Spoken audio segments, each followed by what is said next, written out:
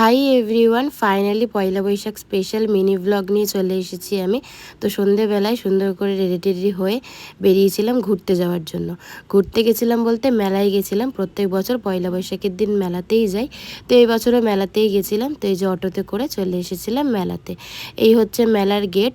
প্রচুর ভিড় হয়েছিল, একেই তো পয়লা বৈশাখ, তার উপর আবার রবিবার পড়েছিল, তাই কিন্তু প্রচুর ভিড় হয়েছিল। তো যাই হোক, এই যে মেলাতে ঢুকে পড়েছি। আর অনেক রকম রাইডস বসেছিল এবছর, জানো তো।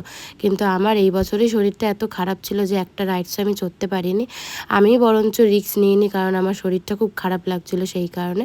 তো বেশি ঘুরিও নি, টুকটাক কেনাকাটা করে ঘুরে টুরে তাড়াতাড়ি বাড়ি চলে গেছিলাম, কারণ আমার জ্বর চলে এসেছিলো সেই কারণে। আর মেলাতে কিছু খেতে ইচ্ছা করেনি, তাই জন্য বাড়িতে আসার সময় 1 প্লেট চাউমিন নিয়ে চলে এসেছিলাম। এসে খেয়ে দিয়ে শুয়ে পড়েছিলাম। তো দিনটা এভাবেই কাটিয়েছিলাম। তোমাদের কেমন লাগলো কমেন্ট করে জানিও। ভালো লাগলে লাইক করো, সাবস্ক্রাইব করো। চলো টাটা।